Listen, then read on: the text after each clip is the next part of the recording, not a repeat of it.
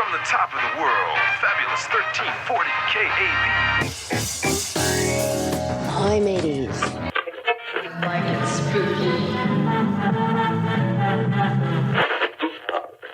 To the ships at sea who can hear my voice, look across the water into the darkness.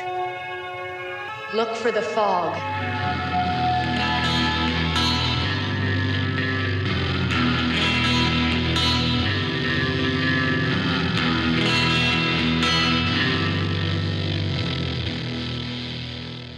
Hey everybody, welcome to this episode of Red Fog Radio. I'm Brian. And I'm Rod. Who do we got with us today, Rod? We got a celebrity with us. I mean, he's been in films about sharks, like a famous, franchise, Sharknado. He knows some of the most famous people in the horror world, like Rob Zombie, John Carpenter. And the one thing that we found out last year is that he decided to jump into music. It's Justin Beahm, everybody. Thanks, Justin. Hey, guys. Thanks for having me on here. Saying that I'm part of Sharknado, that is such a gross overstatement. You guys are in Sharknado about as much as I am. It's like 5 seconds. Right? It was fun, but yeah. Anyway, really great to be here with you guys. Thank you for having me on. I appreciate it so much. Well, one of the reasons why we have Justin on is because he's got another album coming out from his Phantom Lightkeeper. What would you call that? Your persona, I just say music projects. I can't really call it a band because it's just me playing everything. So it's like I'm a band, one guy. No, it's like going into one of those toy stores where there's the monkeys with the symbols, but I'm all the monkeys. So. Well, it's called 4 Days at the Precipice, and it releases August 14th, correct? Yeah. Well, just going back to your first album with Phantom Lightkeeper, The Shore Ghost, that released October 10th of 2025. Now, you have kind of a lot of people have said it, surf rock is what they call it. But like that first album, I think it's haunted surf rock vibe. I don't know if there's another way to say it, but this new album, it is heavy. It is angry. I call it haunted heavy wave rock right now is what I would call it. I like that. I don't know what you've been thinking of it, but yeah, this album, I think it still has the undertones of what your first album had, that kind of the surf rock vibe. But this one, you must have been pissed off, man. I don't know what it was, but it's like heavier. I mean, we'll just go through it. So 14 tracks like the first album. Yeah. 38-minute runtime. I think the first album was 30 minutes? Yeah, this one's a little longer, yeah. I'll just kind of go through the list real quick of the tracks. First one's Hidden Mother. Second one, Francesca's Woodsman's Camera. What the fuck, man? Where'd that come from? Francesca Woodman, she's one of my favorite photographers of all time. And I have long been obsessed with her work. I have all these books that are collecting her stuff and her journals. And the imagery that she focused in, that she worked in, was this kind of ethereal, spooky, some things out of focus, a lot of her or other people being blended into their environments. You have to look her up. I just have always really, really adored her. And in fact, there's a great documentary on her. It's called The Woodmans, and you can get that. I know it's on, what's the one with the streaming service for libraries? Canopy's the one. Canopy, that's the one. Yeah. I mean, I've heard that it's out there, but you can get it on DVD too. I think Kino put it out, but it's called The Woodmans. It's really great. Anyway, long story long, which get ready because that's all I do is tell long stories, is that I love her a lot. And when I was working on that song, I had that documentary on repeat, and I had her books out around me with her photography, and it's really kind of meant to be evocative of her life, the art that she created with her photography. But then also she had a real troubled life, a lot of peaks and valleys, and she ended up taking her own life. Oh. So it's a tribute to her that's really meant to almost be like a soundtrack to listening to her music and walking through that crazy up and down journey that she was in. And at the very end of it, like the tempo, it goes through all the ups and downs. And then at the very, very end, the tempo just really slows down, almost like you're putting your finger on the record. And that is kind of like the end for her. And here is a sample of Francesca's Woodman's Camera.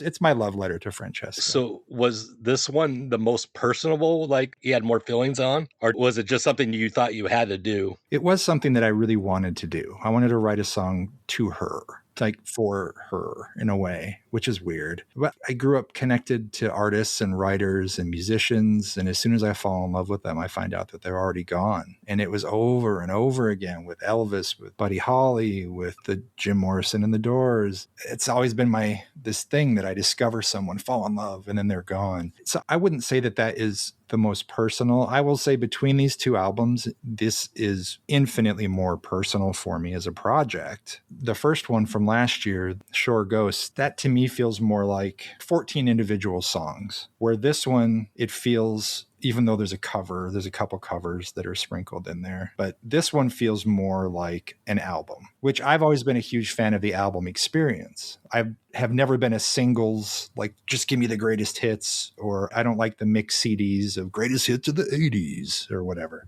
For me, you put an album on and you listen to the whole thing. And so I know all the tracks off of like Kiss's Unmasked and Dynasty. I don't just know I Was Made for Loving You and Shandy, for example. I've always been that way. And this one is very much a cohesive thing that was made with very specific intent and definite threads of emotion that run through it. Although its creation was a very challenging process. Like your first album, I felt Shore Ghost was just kind of something like you put it out there and you go, here's what I do. You know, this is the stuff I enjoy. But yeah, like I've said, this one, I felt like you were trying to say something completely, like throughout the whole thing. I mean, even with the one cover from The Thing, I mean, you put your touch onto that. Same thing you kind of did on Shore Ghost with All Hallows Eve, I believe. Oh, the Halloween theme, yeah. Yeah, the Halloween theme. So I'll go through the list real quick. After Francesca's Woodsman's Camera, Blood March, Cover the Mirrors, Fire Spirits, Abominable,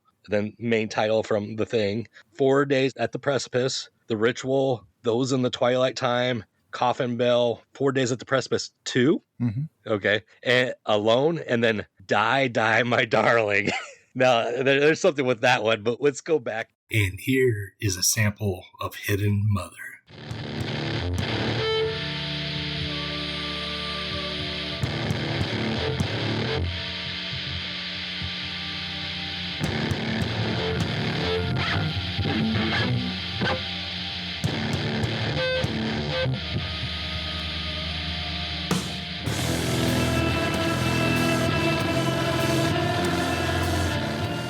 Hidden Mother, I felt like you just started it off as hard. It felt, I keep saying angry, but it's not angry. It just felt like you were trying to say something in that one. Well, how do you know it wasn't angry? Maybe it was angry. Well, I don't know. I'm not an angry person. No, that's the other thing. We both know you and you're not an angry. I've never seen you get angry. You guys have known me for years. Have you ever seen me even upset? I mean, so it's definitely not anger, but I went into recording this in November of last year, which was just over a month after the first one came out. Of course, the first one was done recording last July, so there was time in between, but the seeds for this it's very different. The first one was me learning and it was experimenting. Each track, it was all recorded late at night after all the rest of my work was done. And it was something that I was really drawn to, but it was new for me. In the past, I've always been a drummer, pretty much all my previous bands. So the guitar stuff, it was a whole new venture for me to do this, let alone the other instruments and picking those up. So that first album was a real learning experience for me, but it was just me expressing myself. I didn't have anything to say. I don't know why it became surf. It just did, the surfy elements. But also you can hear on that first one, I think, a lot of those other influences sort of wafting in, like the darker cinematic type, synthy, whatever. So I learned a lot on that one. And then when it turned time to start thinking about the second one, I didn't have any idea of how quickly that would occur. But I found myself, as soon as that first one was done and after it was sent off and I couldn't do anything to it or obsess over it anymore, I almost immediately felt the urge to start going up the second. And I already had some seeds that I had been playing with while I was doing the first album. And those were the first little sprinkles on this one. But to that first track, Hidden Mother, that was the first one that I recorded. So I holed up in a cabin I got a cabin that I rented in the middle of nowhere outside Dubuque, Iowa, on this little pond in the middle of a pasture with cows, and there's chickens and stuff. And you can hear them on the album. They're on that track alone. I recorded ambient audio of the cows mooing and the chickens and the crickets and stuff. So I rented this cabin to go, and I was just going to hammer out these some tracks over the course of, like, I don't know, 4 days. Well, 4 days of the Precipice. Yeah. And that was the first one that I got when I went in there. And I knew I wanted to do something a lot heavier because a lot of what I listened to is heavier. And I knew I didn't want to do another surf album. Not that the first one is pure surf, as you said, but I didn't want to do that same thing again. I had other things that I wanted to try. And that was the first one that came out. And it's super raw and heavy and noisy. And I kind of wanted that to be the greeting when you drop the needle on this one. I wanted it to start off like, oh, this is not the same as what I heard on the previous record. I really wanted that experience for people who had heard whatever I had done before. And then like Blood March, it's got that like the marching beat to it. But I'll just go into my favorite because my favorite is Cover the Mirrors. And here's a sample to Cover the Mirrors.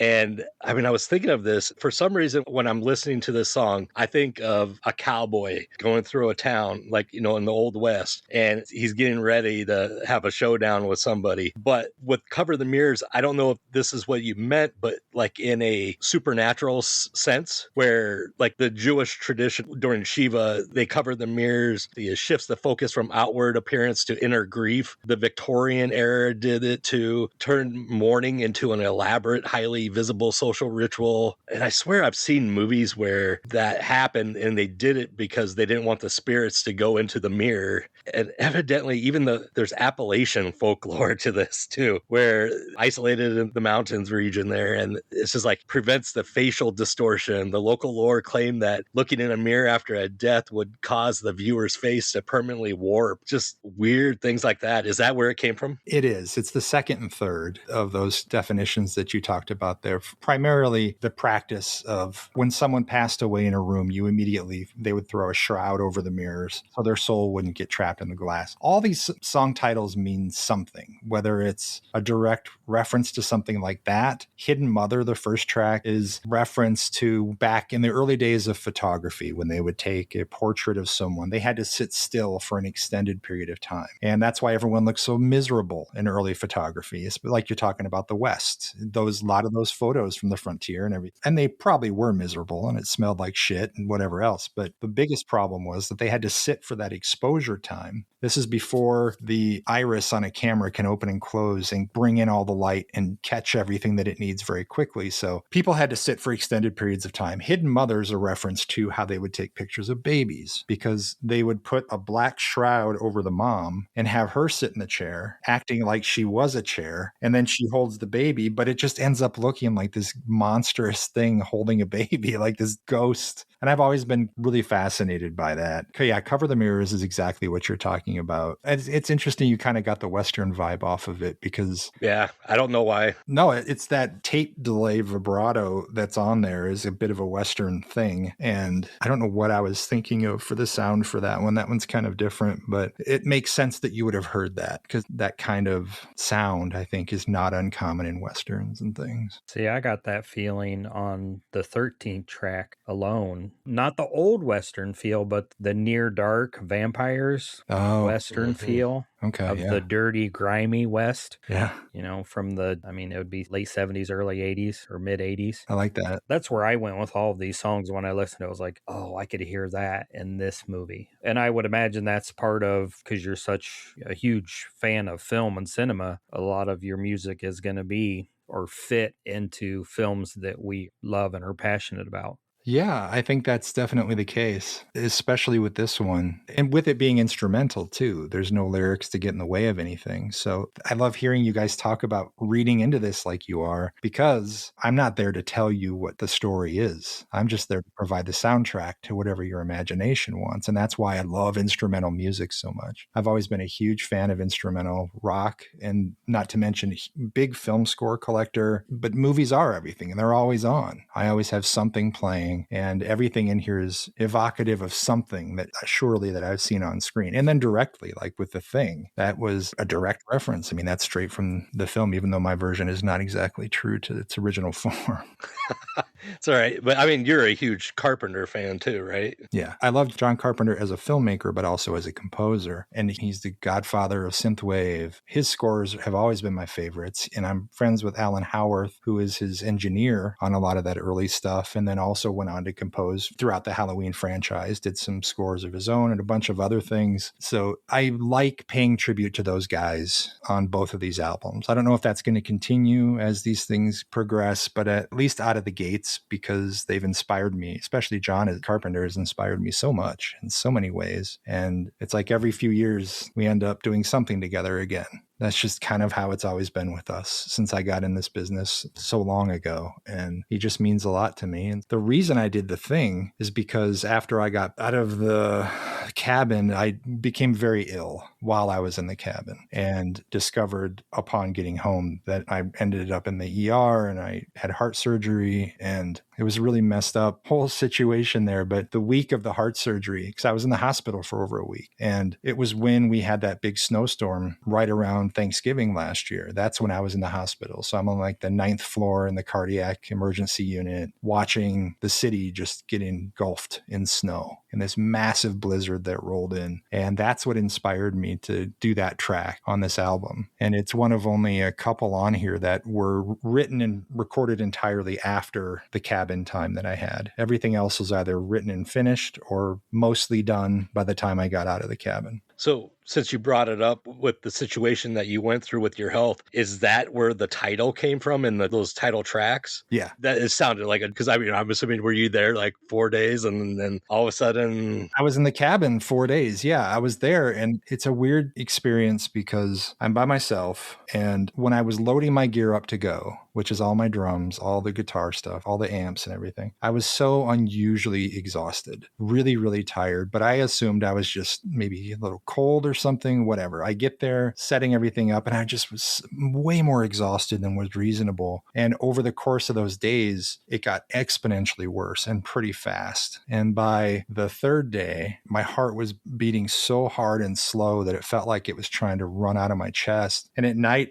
I'd be laying there just like heaving, trying to catch my breath. And by the fourth day, I could hardly even stand up and hold a guitar. But frankly, I figured I had COVID. I thought, this is probably getting hammered by COVID. I'm not going to waste this time here. So I recorded all the way through till I was done and left. But as soon as I got home is when I was just so off. And even my son was like, well, you don't look right and you don't sound right. And so he drove me to the urgent care, and then they put this machine on me and then immediately rushed me to the ER. And then everything else happened. And they said that what was happening while I was in the cabin is I was dying. My heart was shutting down. And this is not a cholesterol issue. This is bad wiring, because they're like, your heart is so healthy. And we still don't know why it happened. But the top and bottom of my heart basically stopped communicating. And so it was shutting down. It was ceasing functioning while I'm in there recording this stuff, which is why it's called 4 Days at the Precipice, because the doctor's like, we can't believe that you're alive and you're so lucky to be here. And I was so grateful to be there, but it was a very unique experience. And then when I was done with the heart stuff, when I got home, I went through my recovery window. When I could return to the music, I pulled up the tracks for the album and started listening to where I was at. And if you listen to the recordings chronologically, which you don't on here, but if you were to listen to the raw tracks, you can hear me slowing down. And then every once in a while, there'll be this spike of energy where I'm really hammering out something super heavy and I'm frustrated. I wasn't aware of what was happening to my body and my brain at the time, of course. I had no idea what was going on. I just thought I was sick. But if you were to hear these in chronological order raw, you can hear it happening. You can hear me shutting down, and it's very eerie to have done that. But to your question about the title of the album and those two tracks, the reason there's a 4 Days at the Precipice parts 1 and 2 is because the first one was done completely in the cabin.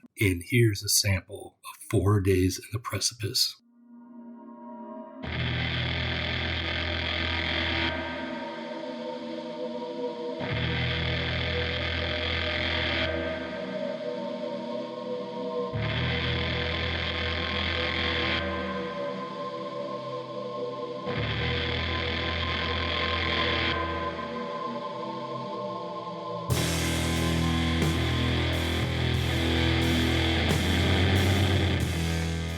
Part 2 was started there, but it was just a little seed. And so I felt kind of like there was a second part to that story for me, where the first part is me very much swimming in this headspace I was in while I was recording, and also obviously my body and my brain shutting down and all this. But then the second one is me kind of emerging from that. And here's a sample of 4 Days in the Precipice, Part 2.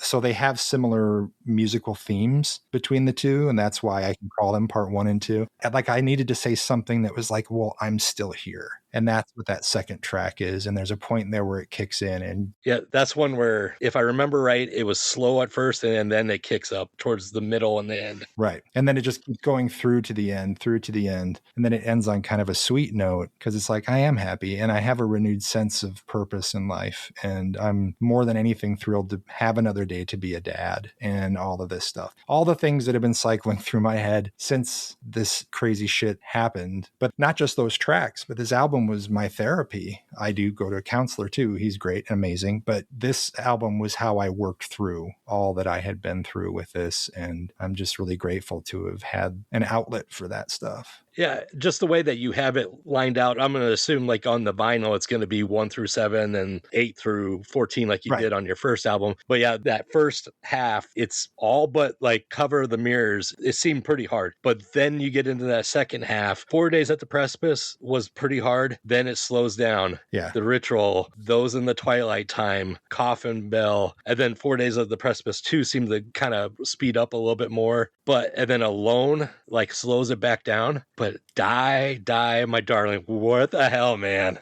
And here's a sample of Die, My Darling.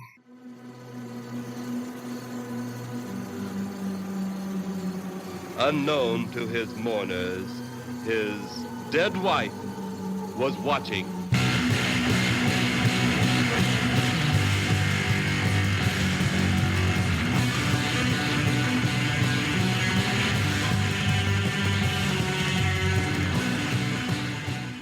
I'm a huge Misfits fan. I have been since I was little. Is that a cover of a Misfits song, I guess? Yeah, it's one of my favorite Misfits songs. Yeah, on this one, I brought in a couple friends. On Abominable, which is meant to be kind of like, how did I describe it? It's like a juke joint, almost like blues jam kind of a thing. My friend Shane Johnson played guitar on that, and he's just such an incredible guitarist. And we hardly ever see each other anymore. We've been dear friends forever and ever. I wanted to record something with him, and that proved the perfect opportunity. And then on Die, My Darling, one of my best friends in the world is Shane Bundy, who lives in Illinois, who I've known longer than Shane Johnson even. And one of the very first things that we bonded over was our shared love of the Misfits. We still send each other Misfits and Sam Hain pictures and Kiss. We're big Kiss fans and all of that too. But Shane and I are in touch every single day. But Shane plays bass. And I was like, I want something I can play with Shane on, because I just love him dearly. And this song made all the sense in the world. And so it's a tribute both to my love for the Misfits and also for Shane. Where are the audio clips coming from?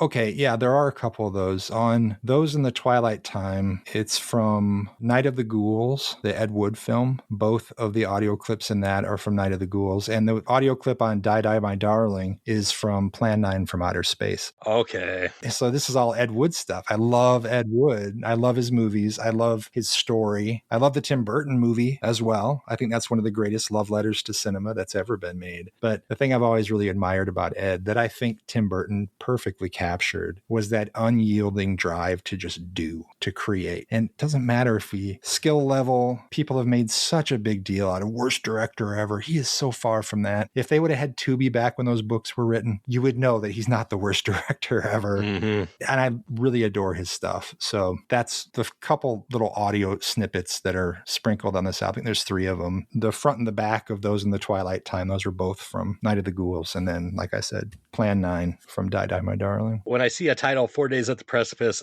I automatically think, not figuratively, but like a precipice as being the edge of a big cliff. And so I don't think of it figuratively until I start listening to the song. I was going, okay, that makes sense. And then I just kind of look it up and it's like, it's supposed to describe a dangerous situation where someone or something is on the brink of disaster. Yeah. Which this is like completely this album for you. I recorded this at that ledge. It was the edge of living though, which is the scary part. Yeah. Yeah, I mean, that's insane. An inch one way or an inch another or an hour. Like, we're surprised you're alive is you're down and you're gone. That's the message for me, for everybody, is listen to your bodies. I should have really done something much sooner than what I did. And they said if I wasn't in as good a physical shape as I am and eat the diet that I do and all that, it would have been much worse because the condition I have is not seen in people usually below like geriatric folks. So it's very, very rare. And my big thing, and I say it on the liner notes for the album too, is listen to your body and take action whenever you think something is off. There's no pride to be taken in not caring for yourself. And that's not just physical, that's also with mental health too. I mentioned I go see a counselor. I've been seeing him for many years, and he's revolutionized my life and helped me understand so much about myself in the world. So I'm a big proponent of that. And I really hesitated on telling the story about the health stuff in relation to this album because I'm not someone who broadcasts my life. I'm sure you guys have noticed that on social media and whatnot,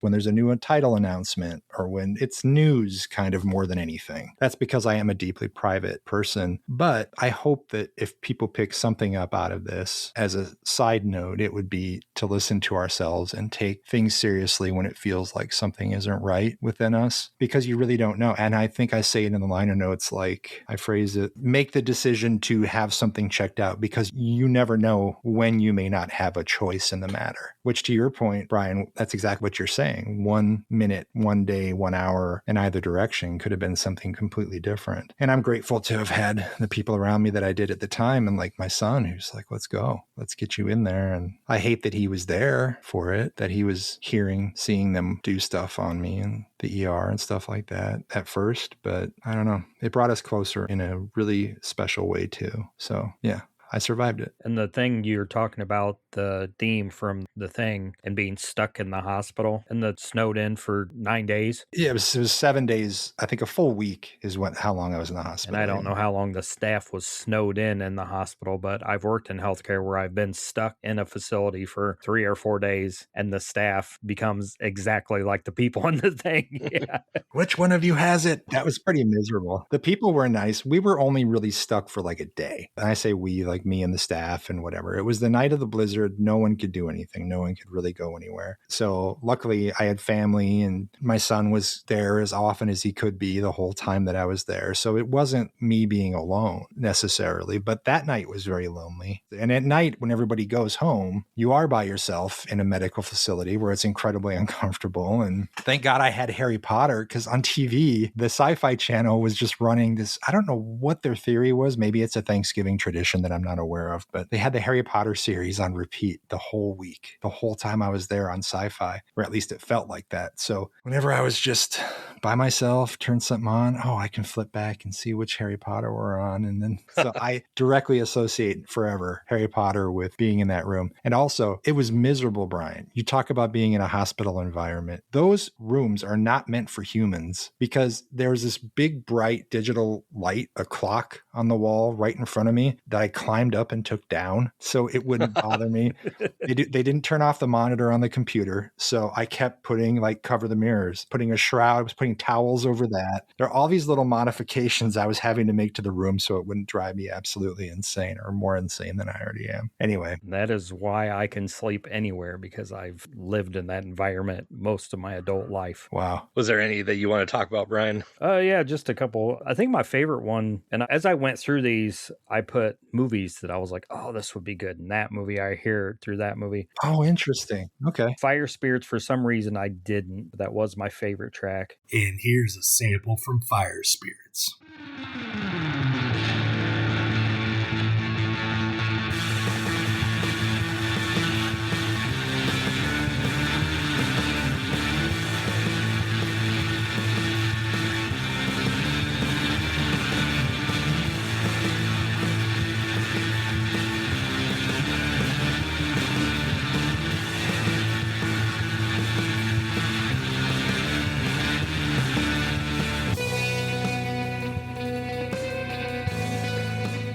Course, The Thing, I really enjoyed that one. See, The Ritual, I felt like Hellbender, or even deeper, Sugar Hill. You know Sugar Hill? Yeah, you know that movie from the 70s. And it just kind of hit me there. And then those in the Twilight Time, I just see the Nazis from Surf Nazis Must Die, like going across the, the trauma movie.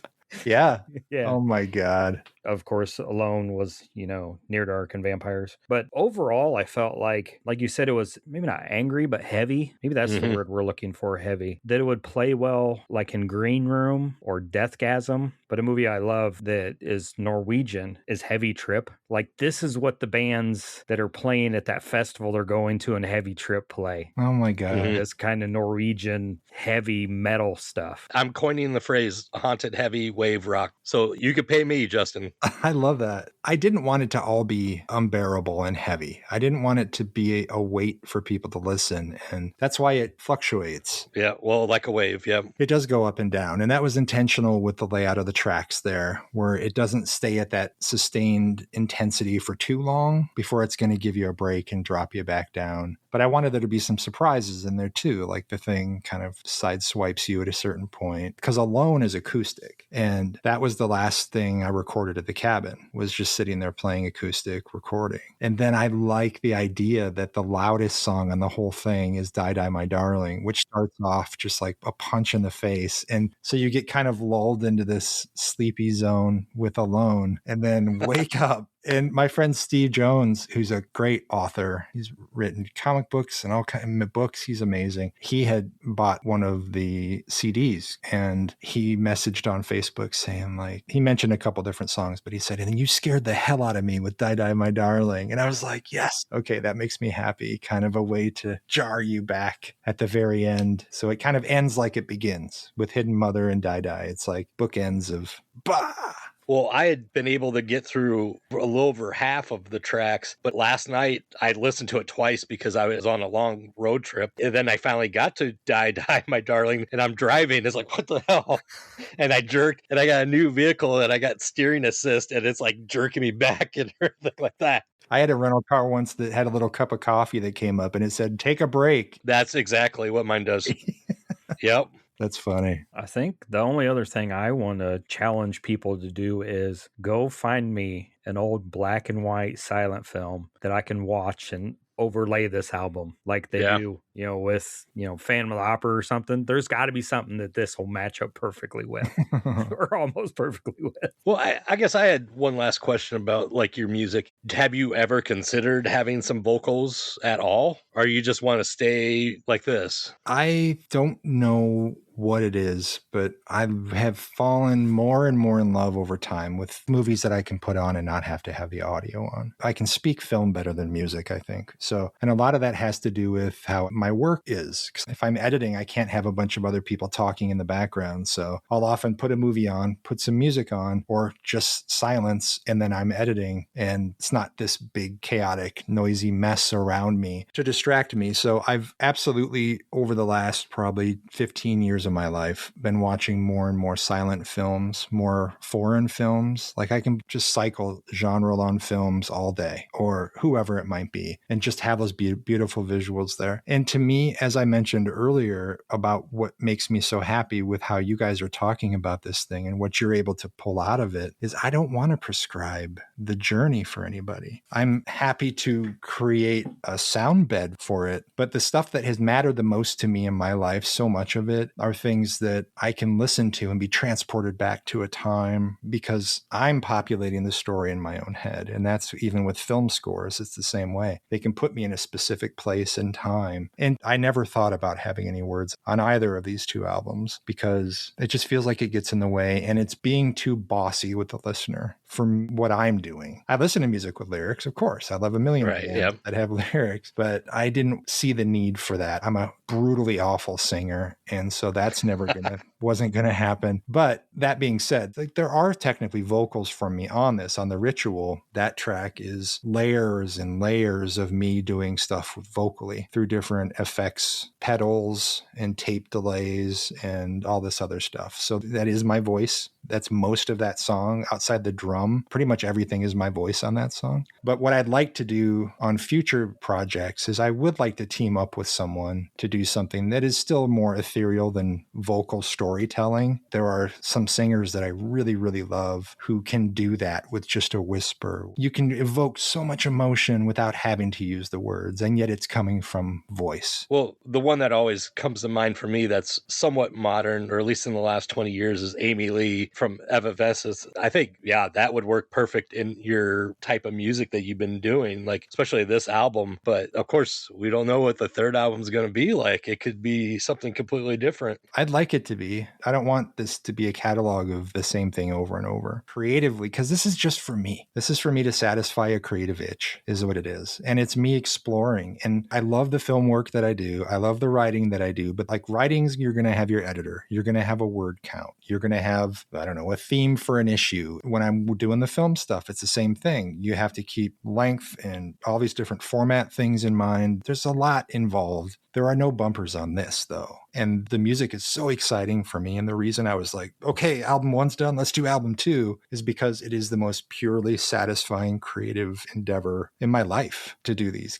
And it's just me. Well, frankly, it's out of necessity, because I don't have the time, I don't have the bandwidth or the connections and to put a band together or anything. But also it allows me to do this whenever I can, which oftentimes is very late at night, or like those days in the cabin where I did so much of this one. And being able to just, oh, you know what? I think some piano would be good there. And so let's mic up the piano like that, instead of having to go, let me run it by the rest of the team and see if they're okay with it. So that's why it's also so weird. That's why it's really hard to categorize, I think, especially this album, because you can point to the first one and say spooky surf stuff. But with this, I don't even know. I'm not even sure what category you'd put this in. So I just sort of on the press stuff say rock, because I don't know what else to say. Right. Yeah. Well, I think what really struck a nerve with you talking about it being a passion project or being outside that system was, if you look back in cinema, John Carpenter, who you talked about, Tobe Hooper, most of these guys that caught lightning in a bottle caught it before they were forced to be rigid. And once they got rigid, it didn't strike again like it did before. It's a challenging thing, guys, that I bring up all the time in interviews.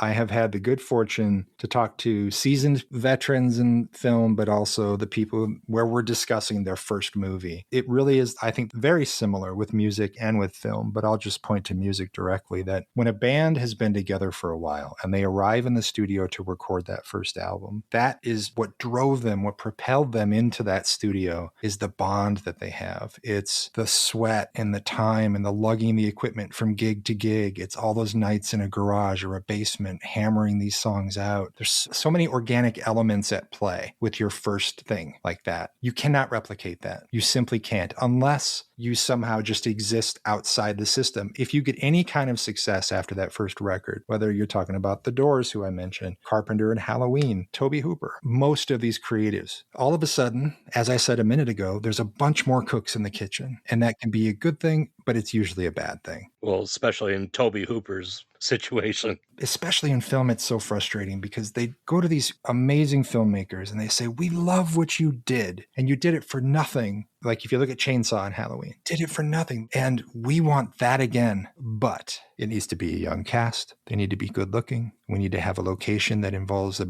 Mercedes-Benz because they're going to be our sponsor. And slowly you start dismantling the magic of that first effort. And that's the thing I've been whining about forever, especially with filmmakers I love, Joe Dante, John Carpenter, et cetera, et cetera. Just hire them and say, what have you got? Don't walk in with a script and throw it at John Carpenter or Joe Dante. You just approach them and say, we are a studio. We love your work. We believe in you. What ideas do you have? We want to make that happen. And then just let them run with the ball. Why are we so obsessed with molding and shaping and making it fit into this trend or whatever? It's exactly what you're talking about, Brian, where it's the hamstringing of creative people. And that's what I love about this. And there was a time after the first album where I'm like, I would love to be on a record label. But as I was talking to more and more friends who are on record labels, they're like, really? I mean, they press your records, which is great, so you don't have to pay for it. But also their main purpose after that is to support touring. And I'm not going to be touring. Then this music is so weird. It's not like I'm going to be selling thousands of copies of any of this. This is not even a drop in the bucket. A full sellout of either one of these albums for me is abject failure for a main level band. That's why I say this is just for me, and I'm proud that it's independent. I started Reverend Releasing as a label to release it, and now I'm going to be releasing other stuff that's not just mine on that label. And so that's growing, which is exciting. But I want to keep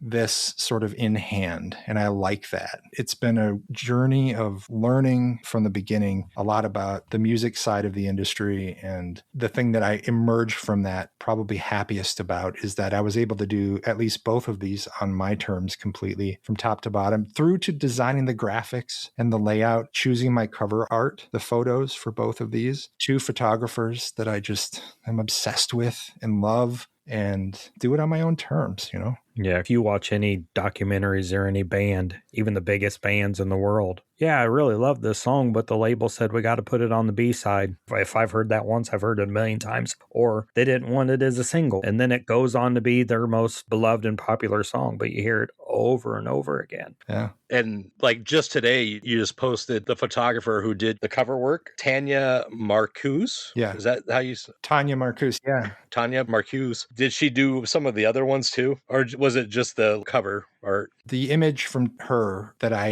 ended up being able to use for the cover is just one of her photos that I loved. It's part of a series called Canto, and she does this amazing thing where she finds different elements in nature, whether it's branches, vines, feathers, birds' nests, whatever, stages them and then lights them and adds smoke. It just adds so much depth, and a lot of it looks like it's underwater, even though it's not. I love these singular photographer voices, photographic voices, like we talk about Francesca Woodman, same thing. So I approached her about using this because once I was to the point of thinking about the cover for it, this image just kept returning to my mind that I had seen her post, I don't know how long ago, but this one image just felt like it was this story. It felt like it was somehow the face of this album. And I was so happy that she was even open to the idea. And she's like, well, send me some music. And so I sent her the first album and I think a few tracks off of this one. And then she wanted to know the story behind this. And I told her about the cabin.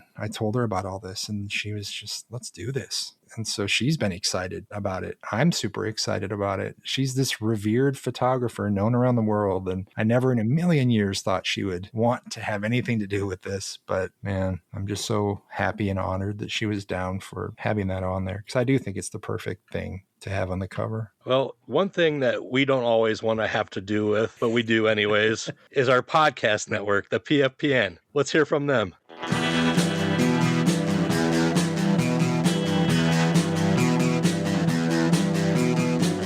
You're listening to the Prescribed Films Podcast Network, home to hundreds of hours of free podcast entertainment. The shows on this network all have a common goal, providing you with the best discussions about movies and other forms of entertainment media. The PFPN hopes to fill your earholes with audio joy. Visit our website with links to all the other amazing shows at www.thepfpn.com. Thanks for listening.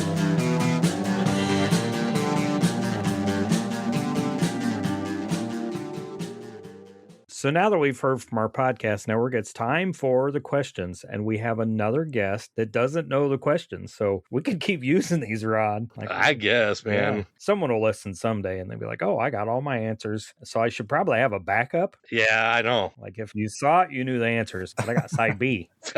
We're speaking in music terms. So the first question, is there a movie or TV show that has deeply influenced your creative style or the way you tell stories through your art? Well, depends on what we're talking about. If we're in the film world, there's a documentary on Blade Runner that had been coming out for a long time. It's called Dangerous Days, and it's about the making of Blade Runner. And that, I think, is the greatest film documentary ever. It's so inclusive and the depth is there. The interviews are wonderful. Everybody participated. He had access to all the behind the scenes. And so that is one of them that really made me want to be a documentary filmmaker. If you're talking to the film side of things, it's that. And actually, speaking of The Thing, it's the documentary from the old Laserdisc of The Thing that's been ported forward forever with Rob Bottin and the original Thing documentary. I haven't seen that new one yet, The Thing Expanded. But those are the two documentaries that really made me want to do what I do. When it comes to music, I guess I kind of already answered that in a way with Carpenter and Alan Howarth. The opening credits for Halloween 4 have served me so well creatively over time, just as inspiration. I love that opening credit sequence of all things, and that's an Alan Howarth score on that. And on the first album, at the beginning of Halloween, All Hallows Eve, I called it, the Halloween cover that ends it, the first little bit there is meant to evoke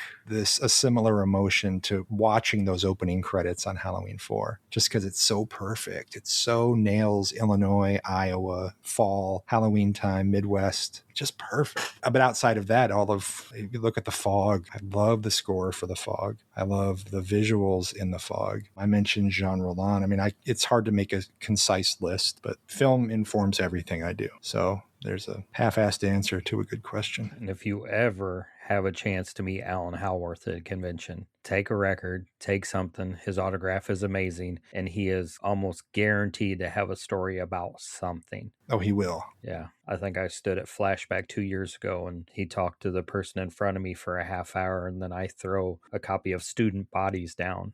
And he's like, I worked on this film. I was like, according to the liner notes in the end of the credits, you scored this or composed it. And then he goes on to tell me the whole story about how it came about and how John had a hand in it. Yeah. He's so great. Howarth is amazing. And he has done so much more than people realize. When they came time to do the Star Trek films, they needed the sounds of the Enterprise. Like, what does it sound like now in the big screen and this auditorium surround? That's all Alan Howarth that designed that. And he'll call me with these crazy stories of going to caves to find a cave's true resonance. So you can take like an opera singer to this cave and they can sing in a certain pitch and it's going to resonate so perfectly with the walls. His brain is working on a different level than most humans. Endlessly creative, always very giving. And also, he's been playing a lot at conventions too, where he'll do a live performance thing along with clips of movies and whatnot in the background, which is really cool. Yeah, I think he's doing Halloween 3 this year at Flashback. Oh, that's right. Yeah, we just talked the other day and he mentioned that. That's right. He's done work on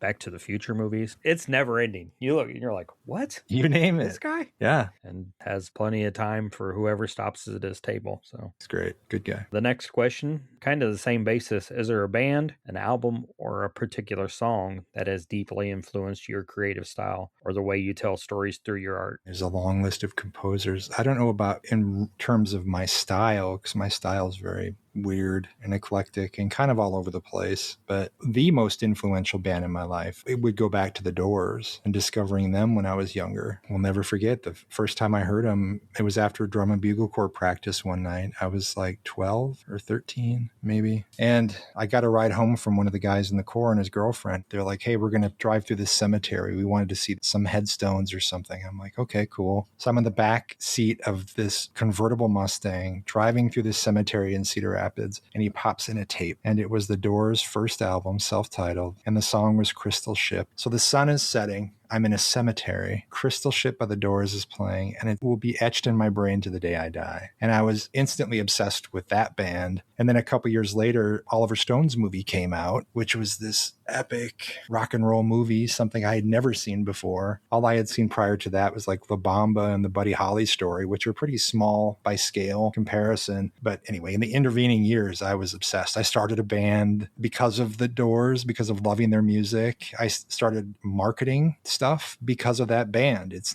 me selling tapes and shitty bumper stickers that came off people's cars when it rained because I'm an idiot, and then hustling poetry books and whatever else. I mean, that opened the door to everything for me. And it was a unique kind of drive to just do and not care about boundaries. And this music here is my return to those feelings, but it's in a different realm and on different terms. It's a very similar freedom, but that drive is just kind of me. That's never really slowed down. There have been periods in my life where I'm unhappy or whatever, and I'm not investing creatively in anything. But for the most part, I wake up and like, let's go, let's make something. If there's no record label that wants me, I'm going to create it.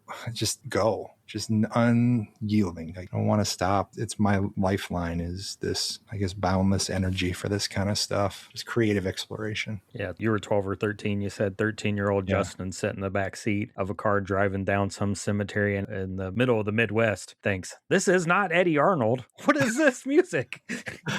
This is very different. I had good influences on me musically because my uncle played accordion in Wisconsin. And so polka music was always a huge part. And I got to see him set up his gear and help him load speakers in the car, and he would play at all of our family events too. And my grandmother was an organist and played at pretty much every single wedding ever in Wisconsin Dells during her life. She was the organist in town. I always thought she was a rock star too. So I had musical influences, but the Doors took it to the next level. And it was that night in that cemetery that set the whole fucking mess up that's happened since. So it kind of ties into the next question. Was there a major cultural moment or event that shifted how you see your role as an artist? Cultural? Yeah, or like a music album that dropped, or a big concert, or a big thing that happened in life, and you're like, okay. Or something that happened in the world. I mean, to cinema, like movie people to us, Halloween being released or being shown to us for the first time is like a major event. I had a friend named Matt Bortz whose parents were cool, and they let him get Fangoria in the mail. And he used to bring it into school for me to look at. He is the reason I saw Halloween. I saw Halloween 2 before I saw Halloween. If I had to point to an event that really kind of led to so much, it would be Halloween night in maybe 4th or 5th grade at Matt Bortz's house. We raced around trick-or-treating, and I was dressed as like a punk, like Sid Vicious. I remember the smell of the Aqua Net hairspray very clearly in my memory. But he wanted to get back because he's like, you need to see Halloween 2. And it's going to be on, I think, USA or something this night. Like, you need to see Halloween 2. Let's get back. Let's get back. So we hustled our asses trick-or-treating, got back, made it in time for the start of the movie. And I just sat there just locked in sheer terror. I was horrified. My dad came to get me, and I almost didn't want to move because I didn't want to turn around. I didn't want to go outside to the car, certainly. It was horrifying for me, but also that was the beginning of my real horror film obsession. I had been reading books from the library, the Crestwood House Monster series books, since I was little. And so I knew Frankenstein and all that stuff. But seeing Halloween 2 was a huge moment for me. That was a big one because I walked away from that fascinated and terrified, not scared of, just generally scared. So it wasn't, I want to stay away from this stuff. It's more like, I want to know more about this. I want to understand the mechanics. Maybe that'll help me not be so afraid. And I used to have terrible nightmares and night terrors when I was a kid. And I think that understanding the mechanics behind this process helped with the things that might have scared a lot of other kids too, because I sought out Fango and Famous Monsters, Cinefex, these different magazines that lifted the veil on how those movies are made. And then that became my obsession in life and doing what I do now, which is telling these stories and never ending learning about how it's all done. So my next question, do you think there is a book that every creative person should read, and how has it influenced your perspective as an artist? I think that On Writing by Stephen King is what I would point to. And that's whether you're a writer, no matter what you're doing. It doesn't even have to be about artistic whatever. But On Writing is a great book about life. Yes, about writing, but it's also him. It's a very autobiographical in a lot of ways. So it's inspiring. It's practical advice for life and how to approach navigating some elements in the creative realm, especially. So I always recommend people read On Writing. I think that book is absolutely amazing. And it's the Stephen King I've read the most, more than anything else. I have the audiobook. I have the CDs of the audiobook. I love it so much. I believe that's come up several times in the 6 episodes we've done. Very first episode, Miles Tritle, who's an author, but that and Get in the Damn Van, I think, has come up a couple times. And Nice. you know that book? I'm trying to think of Henry Rollins, and yeah, on Henry Rollins' label, like his publishing brand, I think, put that out. Yeah. I don't know. I've always been obsessed with nonfiction. So my shelves are all biographies, autobiographies, and there's a lot to be gleaned from a lot of them, but especially in the entertainment realm, it's no surprise that a lot of it is bullshit and rose-colored glasses to a certain extent, or where someone's trying to reshape their legacy. There's a lot you got to read between the lines with a lot of that stuff, but there are some of them that are just so pure and honest and forthright and genuinely helpful. So On Writing is my short answer to that, but I'm sure I could list another dozen books. And the last question, is there a famous person or someone in your personal life that has had a major influence on you as an artist, and what lessons from them still shape the way you create today? I can go back to John Carpenter on this. I've gleaned so much advice from him over time. He has been absolutely inspiring prior to being in his sphere, and then since then, and every time I talk with him, there's something more there. There are other guiding spirits, I guess you could sort of say, in my world. There's a musician named Chelsea Wolfe who I really love. I've loved her for so many years since she kind of hit the scene. And I had her on my podcast once, recorded that at the Stanley Hotel in Estes Park, like right before Halloween one year. It was just amazing because she was doing a concert there. And then Brian, her guitarist, was incredibly helpful, especially around the time when I was getting going on that first album. And I had lots of questions about gear and pedals, and he was always so open with his advice for me. But Chelsea may remember who I am. I don't know if she would. Probably not. She meets a lot of people. But her music has been so hugely influential for me. And she just announced another new album. She's going on tour again for that. Her drummer, Jess, was on my show too, and she's a killer drummer. So she surrounds herself by these great people. And the music she makes, you know how sometimes someone just speaks your language. You meet them somewhere and you're like, wow, kindred spirit. Okay, we're on the same wavelength. That's absolutely how I feel with her and her music. And so she has been hugely influential on me in so many ways. And if nothing else, just inspiration through her art to make my own. So I would say probably Carpenter and Chelsea Wolfe for the two that I'd point to. Well, Brian always says that's the last question, but it's not the last question. Do you have any questions you want to ask us? If you want to, turn the tables a little bit. Well, what have you guys found most rewarding about the process of having your shows? Because you have these conversations with people. It's people from different walks. It's not just film. And especially Brian, you've had a lot of exposure over the last few years to the event space, but turning it to this podcast, what do you think, you guys? I mean, it keeps growing with the shows. You keep adding different elements to this whole thing. So why and what's driving you and what have you learned? Well, I mean, you being the sixth guest, at least 4 of the guests I still kind of keep in contact with for the most part. Like our first episode was with Miles Tritle, who does a podcast where he writes original horror stories. And we talk maybe once every couple of weeks or whatever. Like I'll send him a text. Nice. I still listen to his podcast. Wes Worthing was our second episode. I'll message him every once in a while. We'll see him at conventions. Third one was the Phantom AD. I actually got to meet him in person and he remembered me and everything. And it's always awesome to meet some of these people in person because I feel like you get to know them a little bit better that way. Right. And then with like David Liban, Yeah, I think Liban. Yeah. And he's the one that I met at Tumwa International Film Festival this year. And we still talk. He asked me, hey, have you seen this movie this week that came out? And That's great. But yeah, it's just fun to get to know these people and listening to their work. I enjoy it. It's therapy for me. That's really great. For me, it's networking. I mean, David sent me a script that I passed on to somebody. He's like, you would do that for me? I'm like, yeah, that's what being supportive of indie is about. You were happy to come on the show and talk to us. If there's a way I can help you and further your career and get things done for you, then yeah, I would love to. And I always go back to the podcast. I don't know that I've ever gotten a dime off the podcast. I've got some free stuff. I got some free merch. We got a couple free hats,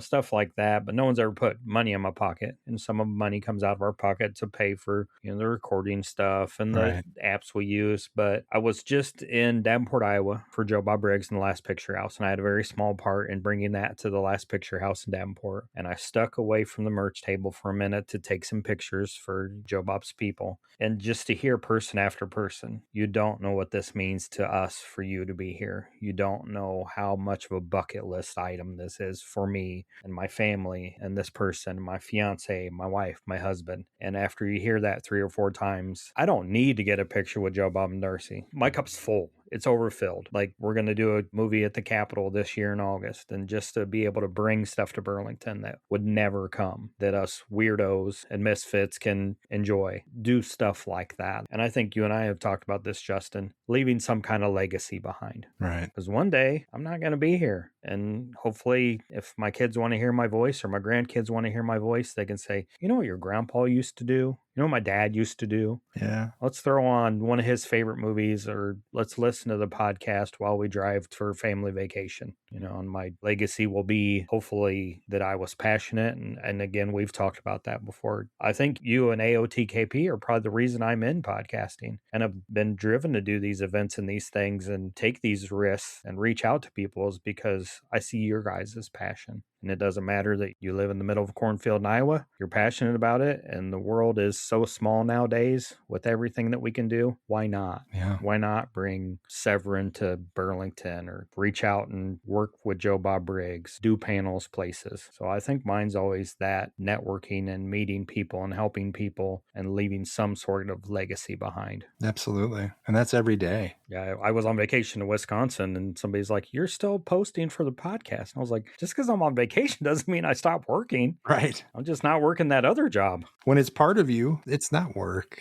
It's not hard for me to get up in the morning and do what I do. I feel very fortunate for the same reasons you're talking about, just the opportunity to do it. And then when you consider legacy, which has been very top of mind since last November, this is all geared to that end. And I realized I want my son to have more of me. So this music is another part of that story, because my job is telling other people's stories. So these little bits, conversations like this just mean so much for me as a guest on here, because it is a little sliver of a mile marker of here's what happened in June of 2026 when Dad was about to release his second album or whatever.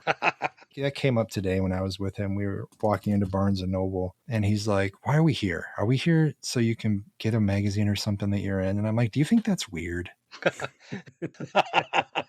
I wasn't there for that because, Barnes & Noble has all these sales going on right now, movies and stuff. But anyway, I said, do you think that's weird? He goes, Dad, this is just my life. And I said, well, do you think there's any part of it that's cool? And he goes, Dad, it's my life. This is what I've known since I was little. He wouldn't answer the question. And so I know he doesn't think I'm cool. And I just have to come to terms with that. But, man, it's all an honor. You just got to be like me and say, I'm cooler than any of you kids will ever be. But I mean, you can think differently. Oh, man. Now, talk about inspiration. You asked me about celebrities and books and things like that. There is nothing on this planet that comes even in the same universe as what my son has given me in terms of inspiration, love, challenges, lessons about myself.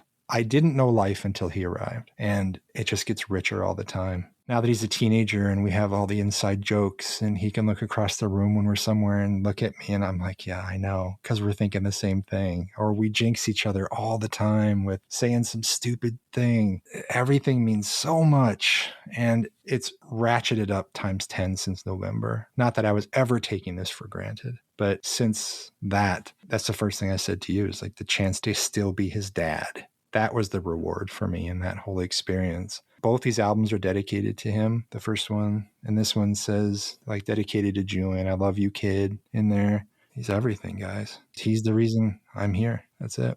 I've met him a couple times and been able to spend some time with him. And you see that passion in him. I don't remember where we were. Chicago. Yeah. And I think he had a Hot Wheels. I was like, this kid is crazy about this Hot Wheels. Well, he's like that about tech. That's his thing. Like, he doesn't care about the movies or anything like that. He's been getting more into music and vinyl and whatnot. But for him, it's tech. It's vintage computers and things like that. He's on a race team at his school, building these cars and racing them. And he's great at that. His mind's a little different, but also so the same as mine. Oh, man, like, none of this shit matters. I've always said, if the bottom fell out on any part of what I do, whether it's the film stuff, if I lost my hands, my legs, and I couldn't do music, none of it matters, because the only thing that matters is him. And after that, this is all just icing in a way. And so it's easy for me to prioritize. And maybe that's part of why it's so easy for me to dive so hard and so deep on projects like Phantom Lightkeeper, is because I know that I'm not relying on it to live. I'm not relying on it certainly for income. I'm buying these myself, hand packing them myself, driving them to the post office myself.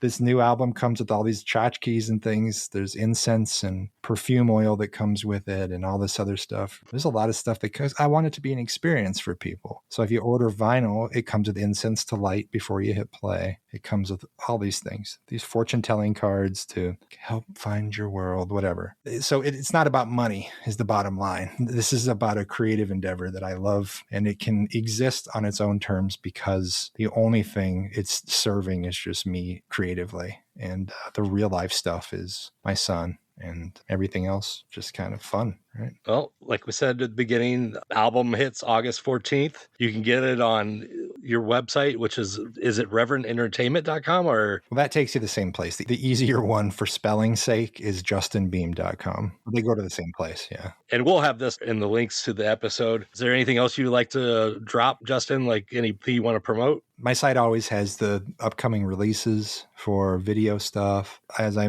hinted at earlier, there is going to be some different types of things coming out on the record label too, which I'm in the middle of working on right now. Very, very excited about it. There's a couple books in the works, a second Roadside Memories, and then I'm going to do these volumes of my interviews from over the years because I've done just, I don't know, hundreds and hundreds of interviews between the magazines and the video releases. I'm starting this compilation that's going to be several volumes of collecting all those and then telling the stories behind them too. So there's a lot of things that are in the works outside of just my normal work. But if you go to my website, just justinbeahm.com, you can stay up to date on all that stuff and see past releases and whatever else. All right. Well, thank you so much for coming on. We enjoy it. And thank you. We're glad you came on as a guest, but also as a friend. Yeah. I love you guys so much. And I appreciate you having me on. Thank you. It was Rod's idea. Yeah. Thanks, Rod. Fuck you, Brian. Tune in next month as we wander back into the fog in search of new artists on Red Fog Radio.